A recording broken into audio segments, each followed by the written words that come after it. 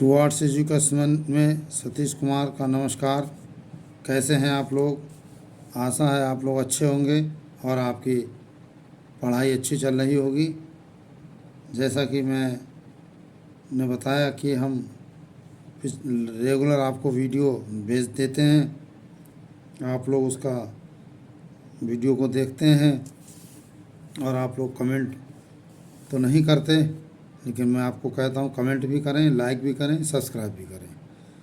जो हमारी वीडियो को देख रहे हैं उन सभी लोगों को धन्यवाद, और जो नहीं देख रहे हैं उनको भी धन्यवाद। उनको आप लोग शेयर करिए, सब्सक्राइब टुवर्ड्स एजुकेशन को करिए।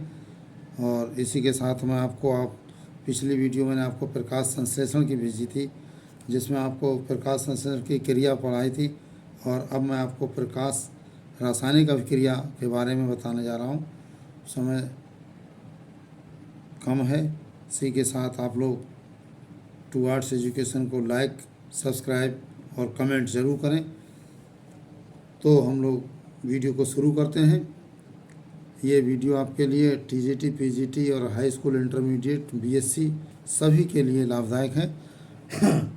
और डिटेल थ्योरी में पढ़ा रहा हूँ। डिटेल थ्योरी का पढ़ाने से तात्पर्य कि आप लोगों का ये कहीं ना कहीं से प्रश्न आएगा, मिलेगा आपको। कितनी भी अंदर से सवाल पूछेगा उसको भी जवाब आपको से मिलेगा। तो आइए वीडियो शुरू करते हैं। प्रकाश रासायनिक अभिक्रिया, फोटोकेमिकल रिएक्शन। फोटोकेमिकल रिएक्शन में क्या है कि यह क्रिया हरित लवक के ग्रेना क्षेत्र में होती है। इस क्रिया में सूर्य का प्रकाश अनिवार्य होता है। नंबर 1, पर्णहरिम के इलेक्ट्रॉन का प्रकाश के फोटोन द्वारा उत्तेजन। पर्णहरिम के इलेक्ट्रॉन का प्रकाश के फोटोन द्वारा उत्तेजन, excitation of an electron of chlorophyll by a photon of light. प्रकाश में बहुत से रंग होते हैं। आइजैक न्यूटन 1966 के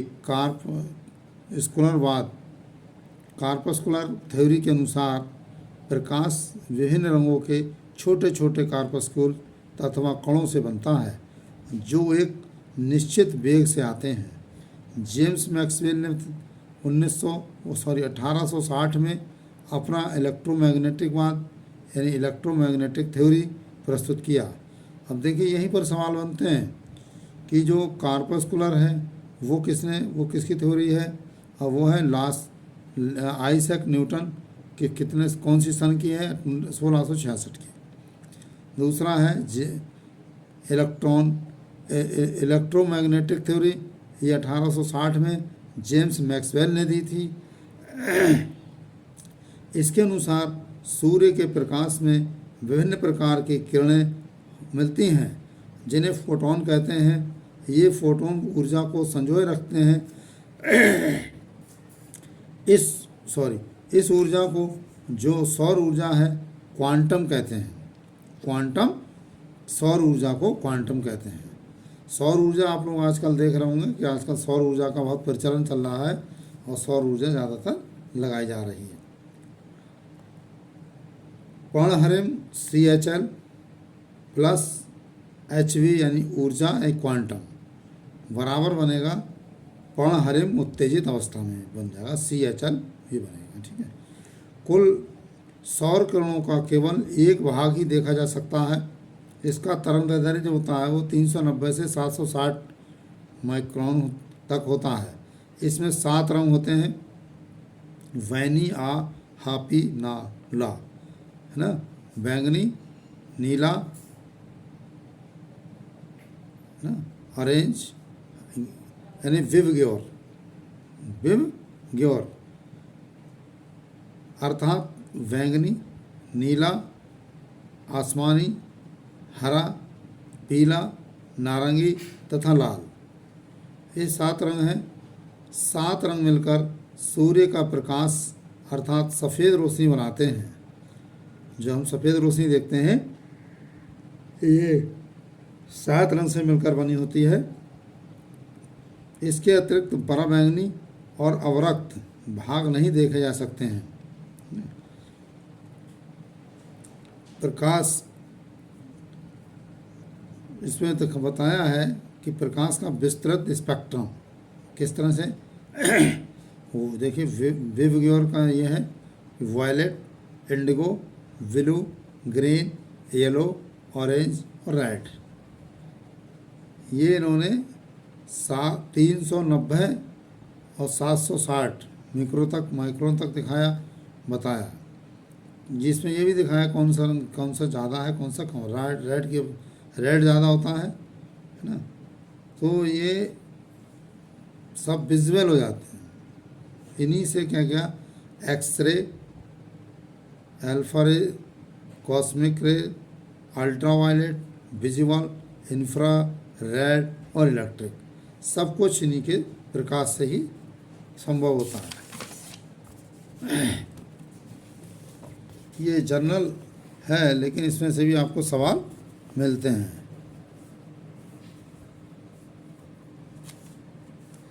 सूर्य की किरणों का एक बहुत बड़ा हिस्सा पृथ्वी तक आते हैं, है ना। सूर्य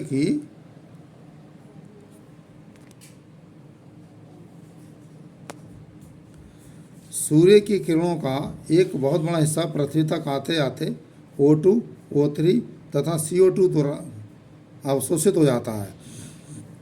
विभिन्न जैविक क्रियाओं के लिए केवल दिखाई देने वाली रोशनी ही पर्याप्त होती है। किसी भी वस्तु के द्वारा जिस तरंगदैर्ध्य की रोशनी अवशोषित होती है उसे उस वस्तु का अवशोषण स्पेक्ट्रम कहते हैं।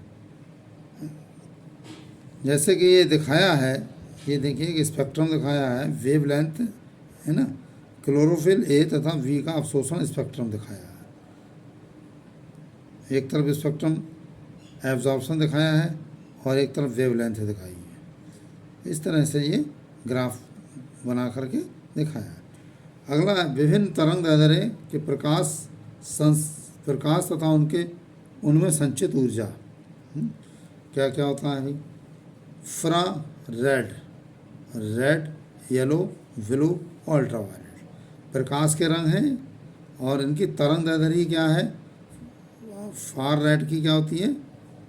750, रेड की 650, येलो की 590, ब्लू की 490 और अल्ट्रावायलेट की 395 तरंगदैर्ध्य होती है।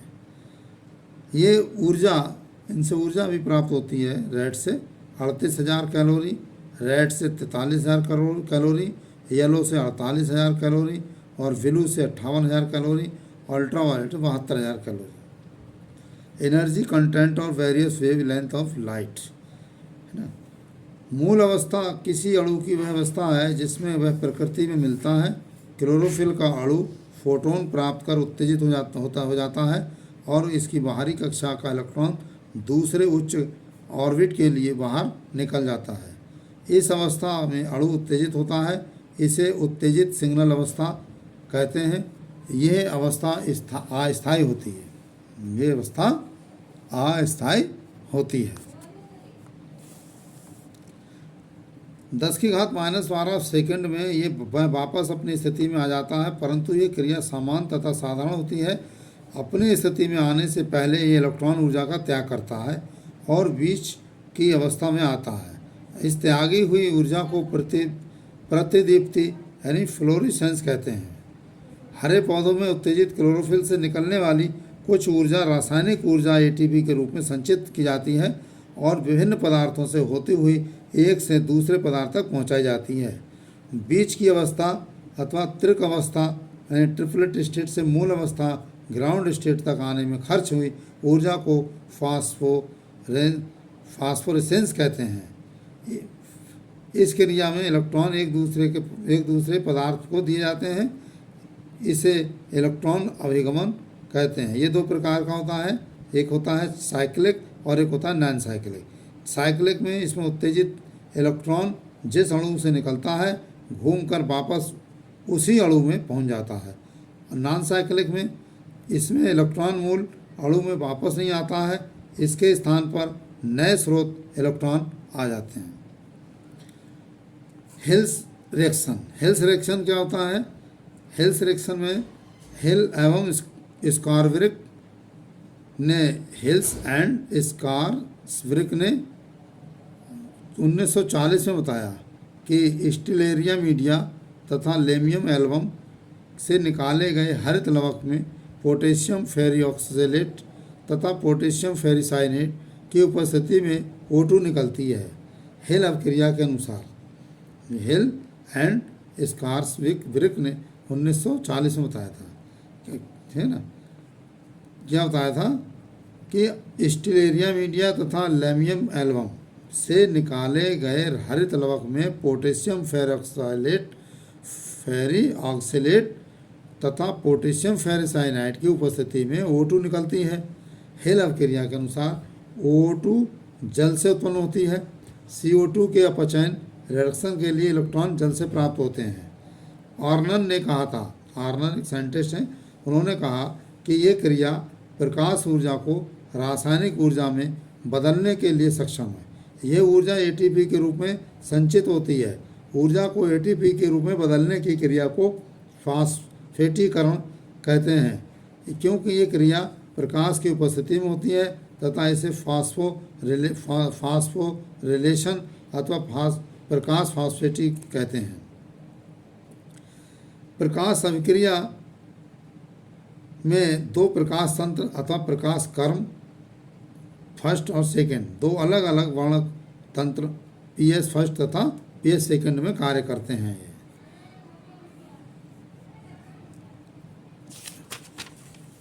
इसमें क्या होता है, वर्णक तंत्र में क्या होता है, वर्णक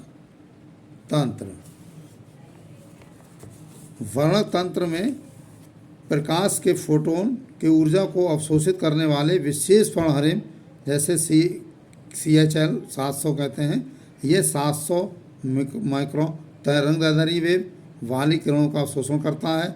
ये अणु क्लोरोफिल CHL 700 प्रकाश कर्म फोटो एक्ट फर्स्ट और फोटो सिस्टम फर्स्ट कहते हैं के अभिक्रिया केंद्र रिएक्शन सेंटर का कार्य करता है। यहाँ से अधिक ऊर्जा वाले इलेक्ट्रॉन निकलते हैं। शेष अलग अलग तरह के पर्णहरिम जैसे CHL 660, CHL 620, क्लोरोफिल V और कैरोटीन आदि ऊर्जा एकत्र करने में एंटीना का कार्य करके उस ऊर्जा को प्रतिक्रिया केंद्र में स्थानांतरित करते हैं।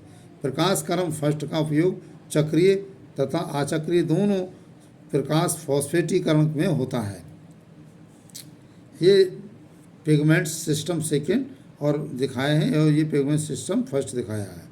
यानी यहाँ से लाइट रिएक्शन है, लाइट रिएक्शन में ये 690 ट्रैप सेकेंड, ये क्लोरोफिल 650 से क्लोरोफिल 670 और क्लोरोफिल 680 इस तरह से ये प्रतिक्रिया करती है। वर्णक तंत्र second, pigment system second.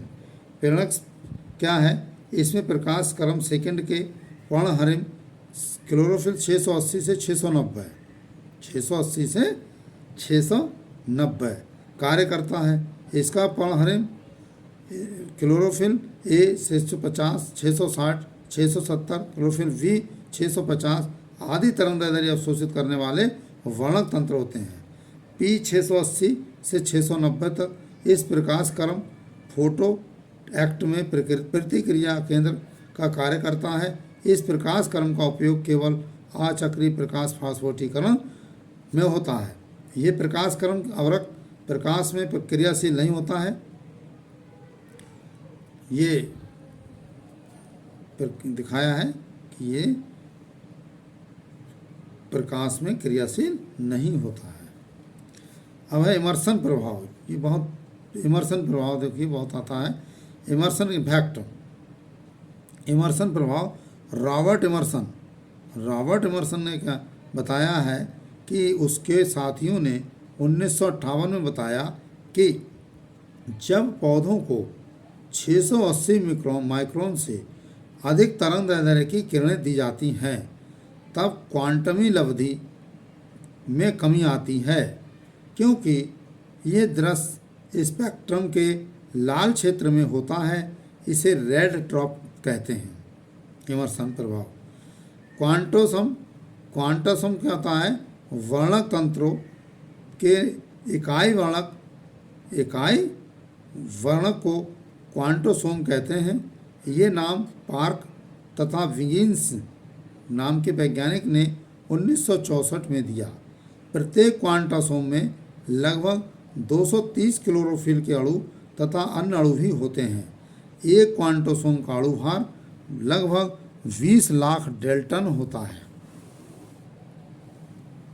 20 lakh Dalton होता है।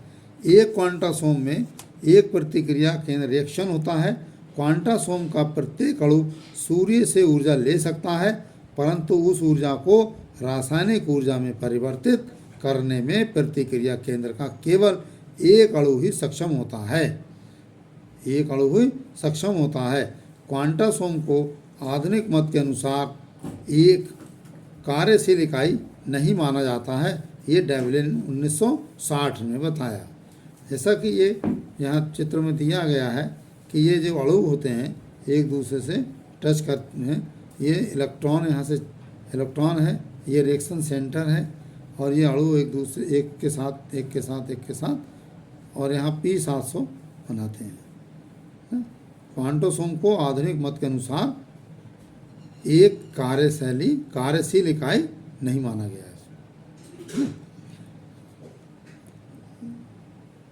अगला आता है कि चक्रीय साइक्लिक प्रकाश फास्फोटीकरण, जो साइक्लिक फोटो फॉस्फोरिलेशन के प्रकाश की ऊर्जा अवशोषित कर P700 के 4 इलेक्ट्रॉन उत्तेजित होकर बाहर निकलते हैं तथा क्लोरोफिल ऑक्सीकृत हो जाता है। उत्सर्जित इलेक्ट्रॉन आयरन सल्फर प्रोटीन ग्राही AFES फेरस सल्फेट द्वारा ग्रहण किए जाते हैं, जिससे AFE फेरस सल्फेट अपचयित हो जाता है। अपचयित फेरिक सल्फेट से इलेक्ट्रॉन फेराडॉक्सिन द्वारा ग्रहण किए जाते हैं। FD फेराडॉक्सिन से इलेक्ट्रॉन FAD ग्रहण करता है, जो जल वियोजन से प्राप्त हुए हाइड्रोजन द्वारा अपचयित होकर FADH2 बनाता है। अपचयित FAD से हाइड्रोजन NADP+ द्वारा ग्रहण किए जाते हैं।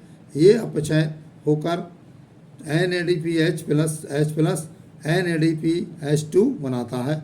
ये हाइड्रोजन अप्रकाशीय प्रतिक्रिया में CO2 के अपचयन में काम आती है। देखिए, दूसरी ओर 2 इलेक्ट्रॉन फेरिक सल्फेट और CYT B6 से होते हुए प्लास्टोक्विनोन PQ में पहुंचते हैं और इसे अपचयित करते हैं। फिर PQH2 से ये CYTF में जाते हैं तथा ये प्लास्टोसाइनिन में पहुंचकर वापस P7 में आ जाते हैं। ये सभी इलेक्ट्रॉन ग्राही ऑक्सीकृत अवस्था में होते हैं, परंतु इलेक्ट्रॉन पाकर अपचयित यानी रिड्यूस हो जाते हैं। फिर अगले इलेक्ट्रॉन ग्राही यानी इलेक्ट्रॉन एक्सेप्टर को इलेक्ट्रॉन देकर ऑक्सीकृत हो जाते हैं। अपचयित इलेक्ट्रॉन ग्राही इलेक्ट्रॉन दाता हो जाता है। इलेक्ट्रॉन के अभिगमन से ऊर्जा बाहर निकलती है। जिसमें जो जितना इलेक्ट्रॉन ग्राही इलेक्ट्रॉन दाता हो जाता है, तो इसमें होता है क्या, इलेक्ट्रॉन का अभिगमन हुआ। जब इलेक्ट्रॉन का ट्रांसफ़र हुआ से बाहर ऊर्जा निकलती है, जो ATP के रूप में संचित हो जाती है। ATP का निर्माण 2 स्थानों पर होता है। ATP का निर्माण 2 स्थानों पर होता है। वो कौन कौन से? एक होता है फेराडॉक्सिन से साइटोक्रोम V6 में इलेक्ट्रॉन अभिगमन पर होता है। दूसरे पे साइटोक्रोम V6 से साइटोक्रोम में इलेक्ट्रॉन अभिगमन पर होता है। क्योंकि इलेक्ट्रॉन P700 से उत्सर्जित होते हैं और घूमते घूमते वापस P7 में आ जाते हैं। इसको चक्रीय प्रकाश फास्फोरिलेशन कहते हैं।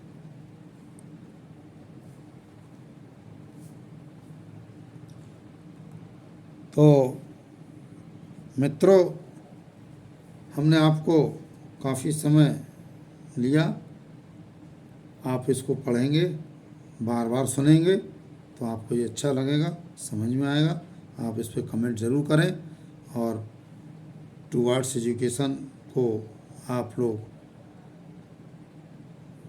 सब्सक्राइब ज़रूर करें। इसी के साथ सब हम यहीं तक। Thank you.